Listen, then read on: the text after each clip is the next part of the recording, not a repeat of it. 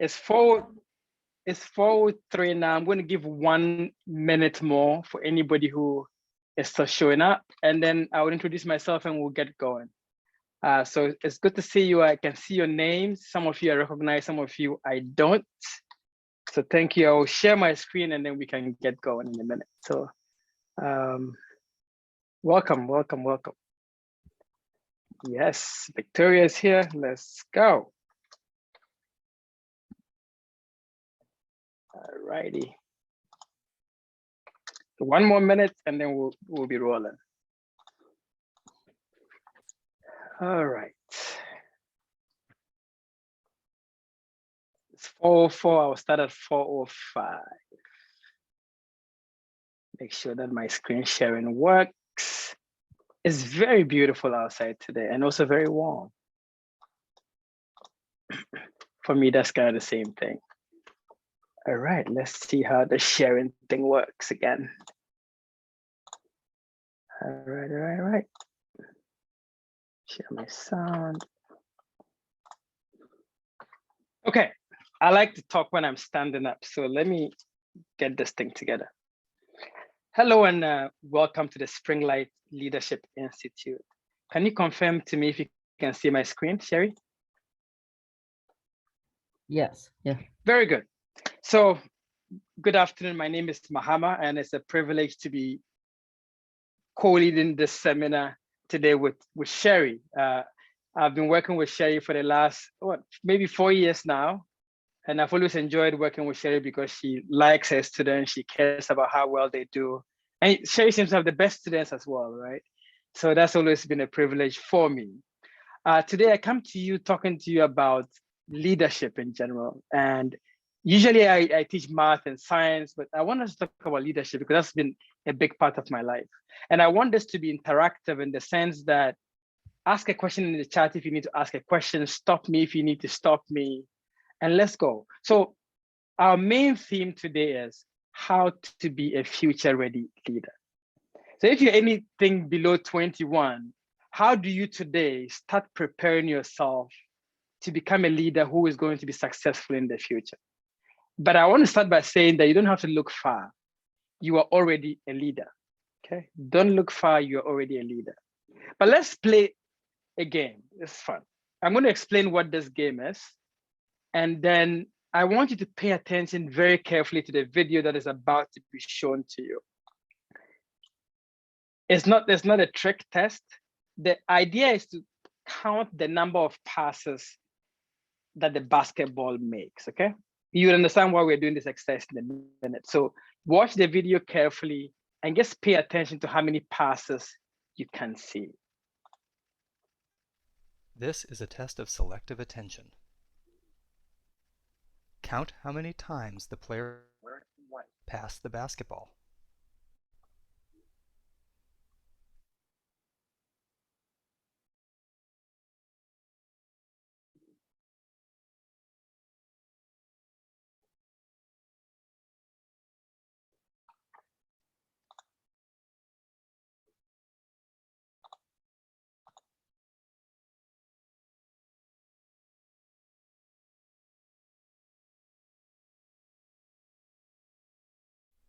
How many passes? Okay, so if you don't mind typing in the chat, how many passes did you count?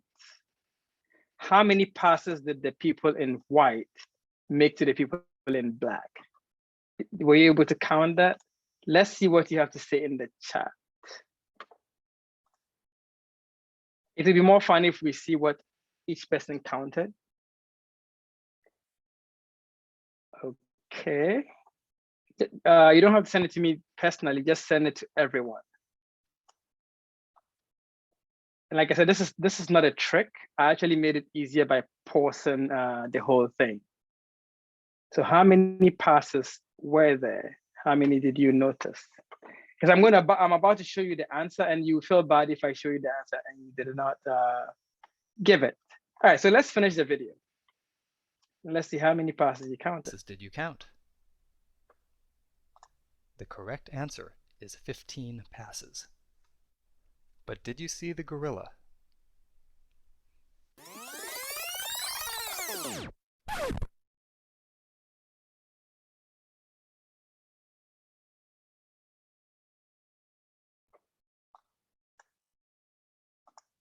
This video is from research by Daniel Simons. So my question for you is, how many of you saw the gorilla? And how many of you were able to get the correct number of passes? Just type it in the chat, because we are talking about selective attention that has something to do with leadership, as we'll see across the seminar. Okay. Anyway, that was just a fun exercise. Let's go on to our real discussion today. This is a test of selective attention. Today, we're going to talk about a few things. We're going to talk about leadership and what it means to talk about the power of leadership. Okay. And leadership has many components. There's the part that you lead others, and there's the part that you lead yourself. This is a 2-week series. So today I want us to focus on the part where you lead yourself, but we'll start with certain definitions of what some people think leadership is and what I think leadership is. And also the different levels of leadership that do exist. We're going to talk about that. And even as we go through, I want us to also be able to look at an assignment that I hope you would be open to doing when you get home, right? So let's start with this. Can someone type in the chat or speak up when they think about leadership? Who are the good leaders that they think about? Do you have an example of someone that you look up to as a good leader?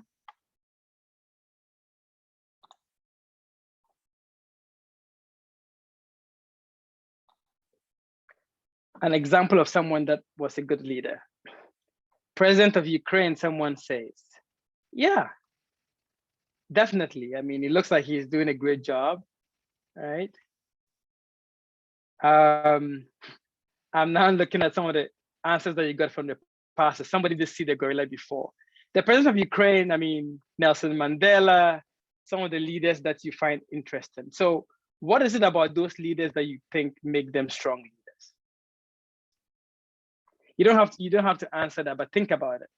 I want to give you a small insight into different ways that we can describe great leadership. And I also want you to recognize that even as you start today, you already have the seed of leadership in you. You're already a good leader. You don't even know that yet. The question is, how do you bring that out of yourself, okay? So here are some quotes I really like about leadership, because I am a Christian, and it's important to me what the Bible says about leadership, right? One of my favorite quotes is in the Bible, and it talks about how even before we were born, God has appointed us to be prophets. You can replace prophet with what? Leader. So whether you doubt it or you believe it, it's important to recognize that you're already gifted with leadership. The question for you would be, how do you bring out this leadership? That's number one. Number two is sometimes people think that leadership is about being the boss and having people worship or serve you. Another important quote from the Bible talks about how if you want to be a great person or a great leader, you have to be a servant. So second point about leadership is that leadership is about what? Service. It's not the person who always has the title who is the leader, right? If you are able to make a difference by serving other people, you are already what? A leader. So we are not trying to figure out today if you are a leader or not. We are trying to help you uncover or shine a light on the leadership you already possess. I hope that makes sense to you. So let's explore a few things. One more quote from Robert Greenleaf, and he talks about this issue of service as a leader. And his test is this. He says the best test as a leader is, do those you serve grow as persons? So the question to ask yourself is, if you are the leader of a business club or some other club in school, are the people in your team better because you serve them? Are they freer, healthier, wiser, more free? And are you encouraging the people you work with to also take the mantle of leadership? So my exhortation, my encouragement to you is, leadership is not about you. You are the vessel through which leadership happens, right? And I want you to believe from this moment on that you are already what? A leader. And leadership is about what? Service. So see, there are two words here. There's power and there's leader. What is power? See, today we are building the foundation to understand what leadership is and the different components of leadership. So I want you to be a powerful leader. There's power and there's leader. So let's start with power and let's talk about leadership. So maybe you have no title, but you have the ability to influence your friends to get things done, right? That is power already, right? Or maybe you can force people to do things that they don't want to do. That's also power. Of course, that is not the best kind of power. So again, like I said, ask any questions you have. Power is about the ability to influence, but influence can be done in a negative way. And that brings me to the next point. There are 4 kinds of power. And some of them are easier than others, but let's see what it is. Coercive power. If I tell you that if you don't do your homework today, I'm going to take away your Xbox, that's called what? Coercive power. Why is that coercive power? Because if you don't do it, you will lose something, okay? Sometimes coercive power is needed because the person doesn't want to do the work. Another kind of power is called expert power. Maybe you're the best game designer in your class. So anyone who wants to develop a game comes to you, right? So in a sense, you have power because you know what you're doing and they want you to help them to do that. That's called what? Expert power. So again, you don't have to have a title. If you're really good at something, you have power already. Then there's charismatic power. People like you because you are charismatic. People like you because they feel good around you, right? Or maybe you are 6'2" or whatever the case may be. So people who tend to be attractive have what they call charismatic power. And sometimes it's even difficult to explain where that power comes from. Then there's the concept of legitimate power. What does that mean? So your parents have power over you and it's legitimate because of the way life is set up. Your teacher has some power over you, right? The police have some power. They can stop you and give you a ticket. That's legitimate power that comes from what? Society, all right? And there's reward power. What if I told you that if you finish your homework, or if you, let's use AP, if you get a 5 on the AP calculus exam, we'll go on vacation to Hawaii. That's a reward power, right? So the person who has the ability to give rewards has power. What I want you to notice here is that you could be able to exercise all these powers and still not be a leader, right? So the ability to exercise power is distinct from leadership, but a leader needs to have ways of exercising what? Power, right? Coercive, expert, charismatic, legitimate, reward. So the easiest form of power is to have expert power, to be good at something that you're better than everybody at. But we'll see more of these things as we go. So the second half of the power of leadership, obviously, is what? Leadership. So what is leadership? It is your ability or the ability of a group of people to influence, just like power, and guide either you or other people towards the achievement of what? A specific goal. If you notice the definition of power, we didn't talk specifically about goals. So leadership begins to speak about what? Goals. So goals are very important when it comes to being a good leader. And when I say leadership, I'm saying, okay, but leadership for what? Leadership has to be moving you towards someone or something. And again, let's go back to the thing on power. You may need some of these types of power to be able to lead people, but not necessarily, right? So we are not saying one is good or one is bad. We're just saying these are how power tends to show itself. One thing that some people have asked me, so what are the categories of leadership, right? We have categories of power. I want to just highlight a couple of types of power. There's formal power. So the police has formal power because the rules of the county or the state give them power. There's also informal power. Have you ever seen some of the YouTube influencers? They have like 5 million viewers and 2 million viewers, or even 100,000 viewers. They have no authority per se, but they can influence a lot of people. That is informal power. So again, anything that you can do and do well and people follow you is likely to be what? Informal power. Versus formal power is your teacher can give you a grade or not give you a grade because you did well or you didn't do well. That's more formal power. That's a type of leadership. Then there's another type of leadership, which is a different categorization of it. It's directive. If somebody tells you what to do, they're directing you to do it. Do this and do it this way. That's directive. And there's also what? Supportive leadership. Supportive leadership is you are encouraging people, right, to take their own problem-solving skills and solve a problem. That's supportive leadership. Again, I'm not saying one is good or one is bad, but if you're working with people who are experienced in what you're doing, directive leadership is probably not the way to go. So depending on what you're dealing with, you may want to apply directive leadership, or you may want to apply what? Supportive leadership. Again, we're just building the blocks here. We are not deep into it yet. This is another way to look at leadership. You can break leadership into two big blocks. One block is leading yourself, right? And this is not an easy concept to grasp. What does it mean to lead yourself, right? We'll get into that. It's called self-leadership, and then leading others. The part that people forget about the most is leading yourself. Because to be an effective leader of other people, you have to be able to lead yourself first. And we'll get into that in a moment. At this juncture, I want you to take an assessment. I'll explain the assessment to you in a second. So early in the 2000s, Google, which is where I work, I'm a program manager at Google, did a big research across the entire company and came up with some characteristics that good leaders have. So they looked at Google and they said, our best leaders, our best managers, what are the things that they do that work well? So I put this into an assessment, and I want to give you a few minutes to just try it on your own. So if you have a computer by you, go ahead and type this tiny URL link.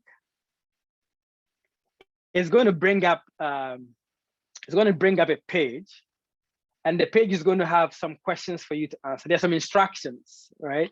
And based on the instructions, you can go ahead and do the assessment. So take 2 minutes to just look at the assessment. Maybe we don't have enough time to do it, but just take a few minutes and look at this assessment. Basically, the assessment will ask you how you rate yourself in terms of certain things that we consider to be important for leadership.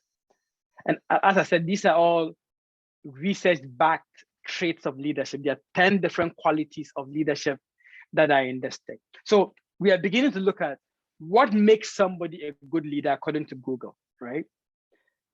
And there are going to be 10 traits. So put this in your browser and just check in to see how that feels like to you. I'm not going to share it, but I want you to look at it. I want you to check it to see how that looks like for you. So you go to the second page, not the first page of that. I'm not going to give you 10 minutes, just look at it. So some of the questions that it asked is, are you able to translate your vision into tangible goals? So if you can, then you circle the letter, right? Are you able to communicate your vision and strategy clearly? You circle it. I hope you're on there. Are you calm under pressure? So I'm not going to spend too much time on it, but the idea is when you have a moment, I encourage you to take the assessment, and it tells you based on what you do, where your strengths are and where you can work on, okay? So let's not spend too much time because we have a lot to go through. When you finish doing that Google assessment, I want you to write down where your strengths are and also what you would like to work on. So I thought about calling this your weaknesses, but now let's not use weaknesses. So your strengths and the things that you want to work on, okay? So when you go through the assessment, you will see that. All right, so finally, these are the qualities, there are 10 of them. There are 2 pages of this that Google thinks are really important in a leader. I'll just explain slowly to you what these things are. Are you able to show the people in your team that you care for them, that you care for their success? Are you able to provide them with the tools to do their work? Are you able to support them to grow in whatever work they're doing? Are you a good coach? Are you a good communicator? That means do you listen and do you share information? Leadership also requires having a clear vision? Are you able to direct them towards something that is clear? Are you able to demonstrate that you can produce results? This is a big one, collaboration. How collaborative are you? Are you the kind of leader who brings everybody's skills together to get things done? Or are you the kind of leader who wants to do everything and take the credit for yourself? Decision making. This is also really important, people. How do you make decisions? Do you do decisions by consensus? Do you consult your team members? Or do you make the decision on your own, right? And then finally, depending on what project that you're doing, because I'm in a technical company, the question is, what skills do you have as a leader? So imagine that you are the leader of software engineers, but you don't know how to do any kind of coding. It's not easy for you to give them advice because one of the rules of a leader is to give advice. So if you have to lead a team, you don't have to be better than everybody on the team in the things that you're doing, but you need to understand a little bit what the team is about. So I'm just going to pause here and see if you have any questions on these oxygen leadership qualities. Remember, there are 10 of them. You will get access to these slides later on as a PDF. But just look, do you think anything is missing that you would consider to be important for leadership? Is there anything that you don't understand in this list that we have? You can type your question in the chat as well if you need to. So someone sent me a direct message.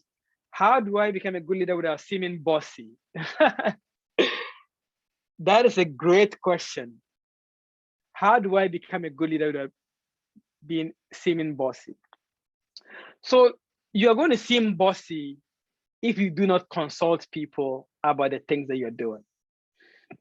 If you don't get buy-in, so the word is buy-in. Let's say you want to paint the walls of a building that your team is building blue. And you come and say, we are painting the building blue. That will make you look bossy, right? But if you ask the team members, hey, what do you think we should paint this wall to be? Now, this is consulting. Maybe the color would be yellow, and that's good too. However, if you have a strong preference for blue, you better have a strong or good reason to convince the team. I'm not saying that you should let your team direct you all the time where to go, but if you know where you want to go already, you should have strong reasons why people will go. So treat people as adults, okay? If you know that you've already made the decision, let them know you've made the decision as the leader, and this is why. You get that? So either you consult them before you make the decision, or think about the reasons that are convincing before you make the decision. I think that's a good way to not seem bossy, okay? That's what I would say to that, but that's a good question. Any other questions? Feel free to go on unmute and ask, or you can type in the chat directly to me or to everyone. Other questions about leadership? Okay.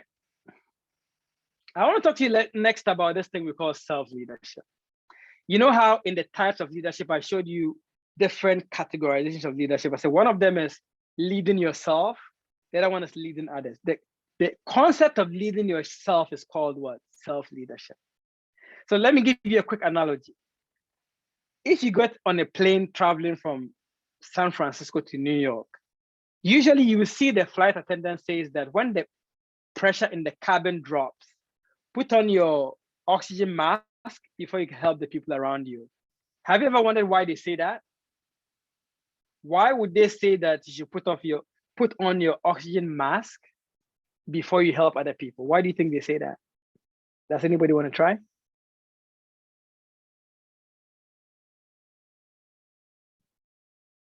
I always heard it and I was like, they say it so much, but why? Why is that the case? So I can guess, I can give you a guess. The guess is that imagine that you start to help other people to put on their oxygen mask, but you haven't put on your own oxygen mask. Yes, someone said prioritize your own life before others. Not necessarily. Not necessarily. You can do more if you put on your mask before you help others. Because look, when you start putting on the mask of other people, maybe by the time you get to the third person, you will have run out of oxygen, you would die, right? But if you put on your mask first, imagine this. Now you are safe. You can help even more people than the 3 people you could have helped if you hadn't put on your own oxygen mask. So that's how I understand it. And I think it's a good analogy for leading yourself, because unless you take care of your own challenges, your own needs, it will be very difficult for you to help other people. So self-leadership is about understanding what is in your own best interest, okay? Understanding what challenges that you have, because you may have challenges. You may be good at some things and not good at some other things. Understanding the language of leadership. So I have a list here of why self-leadership is important. So these are some of the things that make it important for you to lead yourself. Because if you are able to lead yourself, you're going to also be more marketable, because you're going to come across as confident. I hope you understand that. You're going to have more fun in school as well, and at work and at home. You're going to be better at making decisions. So the first step is to understand who you are, what you want, what is the thing that you're good at, and what is the thing that you need to work on. That is self-leadership. When that is clear to you, it will be easier for you to what? Lead other people, okay? You can always ask a question in the chat. There's a point here that I want to illustrate. Understand your constraints and challenges. And I have a story for you. See, I'm from Ghana, and we have really, really big elephants in Ghana. Huge elephants.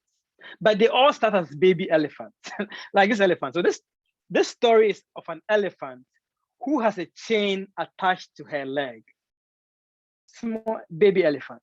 Every day someone comes to feed the elephant. Every day, the elephant is getting bigger and bigger.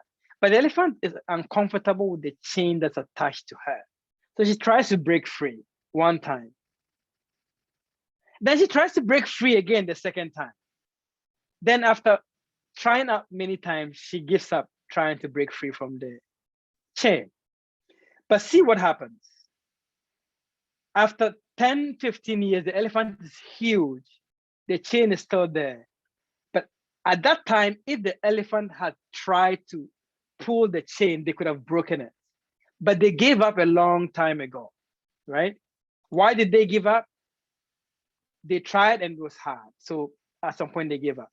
So what we call assumed constraints has to do with the fact that, yes, you try to do something, maybe math.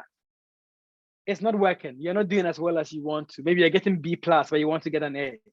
You try again and you get still B+. But sometimes we give up too soon because we assume we are not good at it, just like the elephant, right?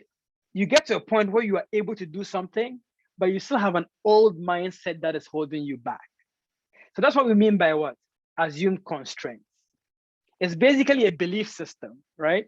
That is keeping you from progressing or having what? New experiences. It usually comes from past negative experiences. I hope that makes sense. So here are some examples of assumed constraints. You tried something before, but it didn't work. So you don't want to try again. Who says that if you try today, it won't work? Remember the elephant, right? Or you may say to yourself, I've never been good at taking tests anywhere.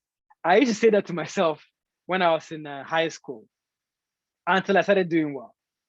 Or some of you say, and I've heard a lot of you say that, I can't speak in front of groups.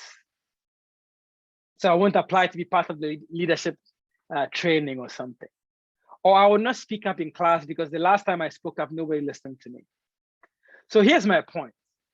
My point is, let's identify beliefs that we hold today due to things that happened in the past, but those beliefs may not necessarily apply to us today. Because if you assume, for example, that you're a bad public speaker because in middle school, you tried to give a speech and it didn't work, how is that going to impact you now that you're in high school or now that you're in college, right? So that's what I mean by, to lead yourself, you need to understand what it is that you are saying to yourself that's holding you back. Because your ability to succeed depends on you understanding what your assumptions are and saying that, you know what, I will try until I can break free of this chain that was holding me back. I'm going to pause here for a second and see if anybody has any contribution or question on this concept of assumed constraints. So I'm about to give you a really simple exercise that may test some of the assumed constraints that you have. Questions in the chat, anything? And you can always unmute yourself and speak up if you need to, okay? All right. We're going to do an activity. I'll explain it to you. So pull out a paper if you have one. Any kind of paper. Let me see. I'll show you what I mean. Any kind of paper would do. Just pull out the paper. And I would like you to draw 9 dots on the paper. 9 dots. If you've done this exercise before, I want to encourage you to do it again because there are 3 different solutions to this problem. Okay. So if you don't have 3 different solutions to this problem, then you don't have all of it. There's the easiest solution, there's a really good solution, and there's an amazing solution to it. So you put 9 dots on a paper. I'm doing that again. And just hold on, I'll give you the instructions in a moment. Okay. So here's the challenge for you. The idea is to connect all the dots on your paper without moving your pen or pencil from the paper. What do I mean? Once you start drawing, you can't lift the pen. So you connect all these dots, number 1, without moving your pen from the paper. Number 2, without going over more than one. So once you go past a line, you cannot go back through it again. If you have any clarification, please ask and I can explain. So rule number 1, connect all the dots on the paper with no more than 5 lines. Rule number 2, once you start drawing, do not lift your pen or paper off the pencil. Okay?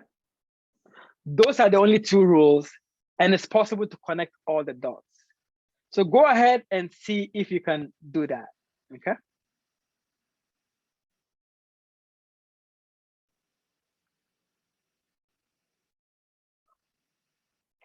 See, I've done this so many times that I'm already done.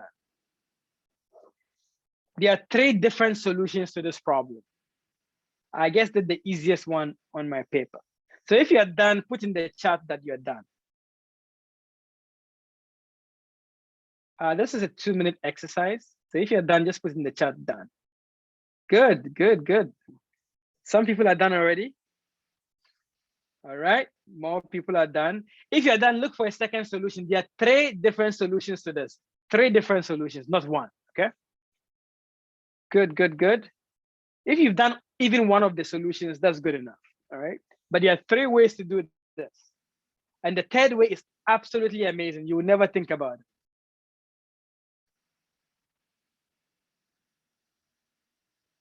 So 5 lines or less is the first solution, okay? The second type of solution, you do it using 2 lines. Using 2 lines to connect all the 9 dots. That's the second solution. And the 3rd solution, you do it using 1 line to connect all the 9 dots. Do you think that's possible? It is, it is. But I'll show you just one of the solutions, okay? This is the easiest solution. What has happened here is that the person started from this point here that you see, right? And then they went to the left.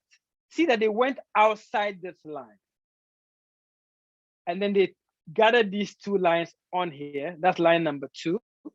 Then they went here, line number 3, and then they came on the diagonal line number 4. So I hope if you didn't do this, this is the easiest solution. There are 2 more that you can do. Why did we do this exercise? This exercise is about assumed constraints. The question is, what did you notice about yourself when you did this? How did you get close to solving this? If you see the solution again, you notice that no one said you couldn't draw the line past the dots. People get stuck because they don't try to go outside the dots. You see that? So we're saying go outside. How might that help you as someone who is trying to improve your leadership? The way I see it is, think about solutions that are not very obvious to you at the beginning. Not everything is very obvious. Some things are not obvious, all right? And also, so it's called thinking outside the box or thinking outside the line. When you have a challenge in front of you, don't always look at the most obvious thing, look at other ways of doing it, okay? Even if it's a challenge that impacts only you. All right, so we're still talking about self-leadership. I wanted to pivot to a concept called development levels. And this can be a problem for you if you're in high school and college, because usually we get frustrated when we start something, and then after a short while, we are not very good at that thing. I've heard people, my students say a lot, oh, I'm really good at English, but I'm really bad at math. Or I'm really good at math, but I'm really bad at chemistry. But when they started, they were very excited about the topic usually. So there are 4 different stages when you start and you're trying to learn anything new, right? So remember, we're talking about you now. We're talking about your leadership. We're talking about the fact that when you start to lead a team, maybe you become the president of the business club of your high school. You're going to be very excited when you start, because you're like, yes, I want to help my team. We're going to do and win business competitions. We're going to build robots, whatever the case might be. So it's called being an enthusiastic beginner. But over time, you're going to start running into problems. And then you're going to start asking yourself, should I even be doing this? Should I stop doing this? This is too much work, right? Then if you stay and you keep working, you're going to notice that you're going to become better at what you're doing. It's called capable. You are still not absolutely confident, but you're quite confident. And if you keep doing it, hopefully your final development level, you're going to become a self-reliant achiever. So a leader at the higher level, right? So you start by being very positive and enthusiastic, but over time you're going to get discouraged. However, the point is you cheat yourself if you give up too soon. We say, keep going because you will get better. And eventually you get to where you want to get to. So it's a continuum, all right? That's why we call it a leadership or development level continuum. So at D1, so D1 was, you start with a lot of enthusiasm, right? So this is what happens at D1. How much competence do you have and how much commitment do you have? Let's see what this looks like. When you start, you're very committed, you're very enthusiastic, you want to really do the thing well. But if it's new to you, you're not going to be very good yet. So we say your competence is low, right? So in this box of D1, you are going to notice that you need to be very patient with yourself. This is not only about leadership, it's about anything that you learn. Anything that you learn, people, you're not going to be great at the beginning. You're going to have to be patient with yourself. Then if you stay and you don't give up, you're going to notice that you start getting discouraged when challenges come your way, right? So what would happen to you? Your commitment is start going to go down. You're going to start doubting yourself and saying, should I stop what I'm doing? Your competence right now is still low, but you have some competence. You're better than you were before. Unfortunately, D2 is where most people quit. Maybe they made you the leader of the chemistry club in your school. After 3 weeks, you're like, it's too hard. People don't do what they say they want to do and you quit. But you will never know if you could have been great at that or not. But let's say you stick around. This is what is going to happen. Over time, your competence is going to increase. It's going to be moderate to high, right? Your commitment is better than before. Sometimes it's high, sometimes it's low. We call it variable commitment. And now you feel better, so you might actually stick it out. So finally, what happens? If you stick at it for a long time, your competence is going to be high, your commitment is going to be high, right? It's almost the same as playing an instrument. So leadership is like playing an instrument. If you play a music instrument, maybe you might be able to get this with me. Your parent buys you a violin or a piano. You're really excited about it. You may go through some of the same stages that we are going through right now, right? Enthusiasm, discouragement. So going back to that thing, just to show you again what we mean. These are the 4 development levels. You start with enthusiasm as a beginner, then you get discouraged. That's what disillusion means. If you don't stop, you're going to get better. If you keep going, you're going to be great. And I say, that is what happens in anything that you learn, and that's what happens also with your leadership. So I want to pause for a few questions before I give you your assignment. I have an assignment for you for this week, but remember, this is a 2-week Today's session is only to introduce some of the concepts of self-leadership, right? And then we are looking at more specific ways to develop your collaboration skills, to develop your communication skills in the second week. But I wanted to give you an assignment that would help you start to think about these things. So there are two of them. The first assignment is this. In everything that you're going to do for the next week, whether it's in school or something that your parent gave you, ask yourself, am I truly and genuinely doing my best? Remember, we're thinking about leadership here. You cannot be a leader if you don't truly believe that you're doing your best. So that's the first thing. Ask yourself, am I truly and genuinely doing my best? I want you to ask yourself this question every assignment that you have, whether it is school or home, or even hanging out with your friends. Also, reflect on what areas are you doing well. It's important to know where you are doing well. Then another question would be, where are areas that you need to improve? I mean, you could think about it as your weaknesses, but I don't like to use the word weaknesses. What are some areas that I need to improve? You remember at the beginning, I shared this slide about how the greatest among you would have to be a servant. Ask, what do people need? You finish your homework, you finish playing your game or watching your Game of Thrones, you finish YouTube. Now you have some time, you're bored. Don't be bored. Ask yourself, what do people need? How can I help my friend or my mom or my dad or my sister or my brother, right? That's how you begin to develop your skills as a leader, by asking yourself, what do people need? Then also ask yourself, what can I set for myself? This is a vision. This is a big picture for your own life that would inspire other people. Maybe you start helping at the food kitchen, right? Preparing sandwiches for homeless people because you want to help people in East Palo Alto or East San Jose who don't have the fortune of having 3 meals a day to do it, right? That could be a vision for you for the summer or something else. So find something that means something to you that also helps other people. And also, not just that, how can you continue to understand what is it that people want? Because sometimes somebody will not tell you anything, but you can observe what they want and help them where they want that, right? But I also want you to know that you cannot solve all the world's problems on your own, unfortunately, right? So yes, understand what people want. Maybe they want 1,000 things, right? But know where you can support. Maybe you can only support in 3 of those things. This is what I mean by self-leadership. Understanding what you can do and what you cannot do. So you're going to get this in a slide form as well, so you would know how to answer this. These are, I guess, reflection questions.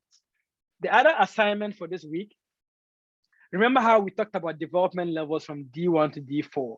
D1 is something that you are just starting, you're very enthusiastic. D4 is something that you're really good at. Maybe you've been playing piano since you were in first grade, and you're now kind of a pro, right? That's D4. So I want you to look at the activities that you currently are a part of, that you do, whatever the activities are. And I want you to classify them from D1 to D4. It could be leadership, it could be homework, it could be schoolwork, it could be piano playing. List them and put them on a sheet and say, okay, in these activities, I'm in D1. In these activities, I'm in D2. D2 are the activities that you feel discouraged by, right? D3 are the activities that you feel like, I'm doing well, but I can do better. D4 are the activities that you feel like, oh yeah, I can do this in my sleep. I think it's really important for you to know that. When you know that, then you know where you can actually make the biggest difference. In fact, you can make the biggest difference in any of the D levels, but the place you can make the biggest difference is in D1 and D4. Guess what? The thing that you are just starting to do that you don't know how to do well, you can find other people to work with to do that together. You could be a leader in something with all the people who don't know what they're doing. Or D4 is a place where you're already an expert at something. You can help other people do it. So you can be a leader at the beginning of your journey where you don't know anything, but you can bring people like you together. Or at the end of your journey where you're already the expert and you can help other people. Then the second thing I want you to think about is, what are some challenges that you have in your life? Maybe it's school, maybe it's personal life. If you have a job, maybe it's at the internship or job that you have. Because if you know what is holding you back, maybe that's where you should become a leader. So I'll give you an example. You might have heard of Picasso, the famous painter, right? So Picasso had a problem. He could not see very well. So he had a very poor sight, but he's one of the greatest painters of all time. So his constraint was that he had bad eyesight. But what is Picasso known for? Picasso is known for having the most detail-oriented paintings. Most what? Detail-oriented. Now it makes sense when you know that he has bad eyesight, right? So he has to be very, very intricate and meticulous when he does his drawings. So sometimes the thing that's a challenge for you, the thing that is a so-called weakness, can be the thing that you become great at. So do not run away from the things that are your challenge. That's what I was saying. So that's where we'll put the curtain on today, just to remind you again, the different development levels. Yeah, so ask me anything. Questions in the chat, questions, you can unmute yourself as a student or as a parent. Feel free to ask me anything. Anything from the session that we just had, anything from your questions about leadership. And if I have the answer, I'll let you know. I can go look for it for you.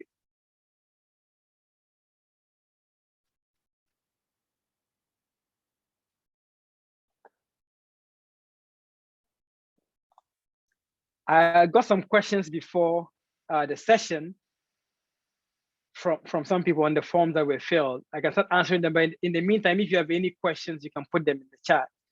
Somebody asked the question, what is the best way to start becoming a leader right now? So my answer to that is that you are already a leader. I said that at the beginning. You're already a leader. So I'll reframe the question to be, what is the best way to demonstrate your leadership right now? Because you already have the skill sets to be a leader. So the first thing to think about is, what is something that people need that I am interested in, right? Maybe I'm interested in helping kids draw, and I love drawing. So I can look for kids who want to be able to draw, right? That's going to be an important thing to know, right? Knowing what people want, and then matching it with what you want. Or you can already look for an organization that exists and go and work with them. Somebody has a question in the chat. What are steps to start a nonprofit organization? That's a very good question. So California really makes it very easy for you to start a nonprofit organization, right? You can go to the Secretary of State website, and there are forms that you can download to fill. You can use my corporation, they charge money. My corporation charges money. You can use Swift filings, they charge money. The thing with my corporation and Swift is that they make it very easy. Everything is in one form. You go step by step by step by step, and you pay money, right? The thing with working with the California Secretary of State is the forms are in different places, and it will take you a while to find them, and you still have to pay them some money, but you pay less money. That's the technical way of doing it. But the most important question to ask yourself is, why are you forming the nonprofit? And if the answer is because you want to help people, great. Could you help people by working with an existing nonprofit? We already have a lot of nonprofits, right? So maybe another thing that would help you if you're interested in nonprofit is to see what nonprofits already exist and can I help them or not?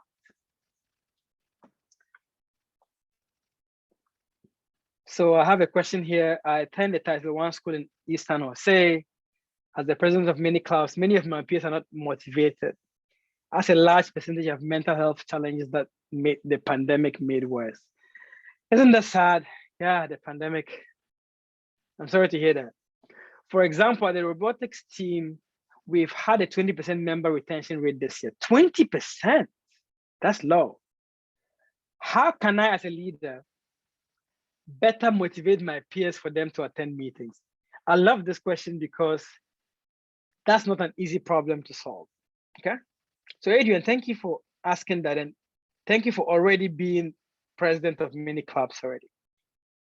You only have a 20% member retention rate. So the first question that I'll ask you to think about is, do you know exactly why the people are not showing up for the meetings? So yes, you have a robotics club. Yes, you want them to show up. And until you understand what the stumbling blocks are for the peers that you have, you will not be able to increase the ability of them to attend meetings. So what I'm saying is, maybe you're right, maybe they are stressed out and they don't want to come to a meeting which is at 4 p.m. So the question is, if you had the meeting over lunch, would they come, right? So you start by understanding the reason why they're not showing up, right? That's the first thing. And the second thing that I don't know if it's relevant for your case, Adrian, is, do you know if they feel connected to the robotics team, or they're just doing it because it's something for them to do? Because if it's really their passion, then it's easier for you to be able to engage them more. So my recommendation to you is find a way of getting things for different groups within your bigger organization to take part in. Because if you can find small games, small challenges for teams of people to work, not as the entire community, small groups, then people might also be interested. I have to say, motivation during the pandemic has been very difficult for many young people. It's not just your people in East San Jose. But I understand what you're saying. And thank you for sharing that, okay? Yeah, thank you so much for the advice. You're welcome. Any other questions? We have about 5 more minutes. So how to make effective communication with teams as a leader? We have a session that we can give you as an other session for communications, how to communicate effectively. I'll give you a few pointers though. The best way to communicate, I've noticed, is to understand your audience first. It's not even about what you know to say, it's about knowing what people want to hear, right? So if I come to a group of bike enthusiasts, they're all bike lovers, and I'm talking to them about how running is amazing, let's go running, let's stop biking, my message might not go down well, even though I'm very eloquent about talking about running, right? So understand your audience is always the first thing to do, okay? The second thing to do is sometimes we try to do too many things at the same time. So instead of talking to a group of 1,000 people, let's say you have a team of 1,000, can you figure out who are the opinion leaders in the team? Let me give an example of a 10-person team. Maybe there are 2 people in the team who have a lot of influence, right? So instead of trying to influence each of the 10 people, if you can get the 2 strong influencers to go with your point of view, then you can influence the team. And then I also say practice. Practice is very important. Like practice in front of the mirror, talk to people, right? Rehearse what you're going to say. Make sure it makes sense to you. If you don't believe in what you have to say, people will not believe in you. So make sure you believe whatever you are selling to people before you sell it. That's also a key to becoming that. Can a 15-year-old create a nonprofit organization? I don't know the answer to that question. Sherry, do you know? For which answer? Can a 15-year-old create a nonprofit? It's in the chat. I don't know the age limit for. Oh, you mean start a non-profit organization? Yeah, start. I think your any age you can start a non-profit organization. Yeah, I don't think in the California they have the but when the student try to start non-profit organization, you need to know what you're going to do. Because I also talk to many teenagers. They want to start non-profit, but they do not know what they really need to do. Actually, not everyone you start a legally non-profit organization. You can start non-profit project. It's okay. Because if you legally register a non-profit organization, a lot of issues, the tax issues, I think the maybe like the Springlight, we have the non-profit organization called in Dreams, also a vehicle. So the students start non-profit can nonprofit project can with all, so we can manage the tax thing, the donation thing. But if your student really want to start a non-program register legally, you need to every year file tax return to the California and to the IRS. Yeah, I know California no search the limitation, but normally we see the agent, the U.S. agent is need to adopt. Yeah, because if some legal issue, maybe who will go to the court. Yeah, that is a challenge, right? Yeah. Okay, final question. Somebody asked, is there some class or summer camps to be suggested related to leadership? I put that in the chat. So there are a couple of high school leadership programs. There's one at Santa Clara University. There's a few at Berkeley. Feel free to check any of these things out. Some of them are for only entrepreneurship. Some of them are for regular leadership. The Stanford ones have that I know have closed already in terms of taking people, but maybe they have waiting lists, I don't know. But I guess I have a few from Berkeley and Santa Clara that are pretty good. So that's what I would say in terms of summer leadership camps. So anyway, I'm going to stop sharing my screen. Thank you so much for making it today. I really appreciate you spending your beautiful Sunday afternoon with Sherry and me. And if you have any questions, you can reach out to Sherry. I'm going to send the slides to Sherry to share with the team. And I appreciate your time today. Have a wonderful day. Okay, thank you, Mahama. Yeah, I will. I recorded. I will share the screen to all the people registered for the seminar. That sounds good. Okay. I will send you the PDF of the slides, and then you can share it with them.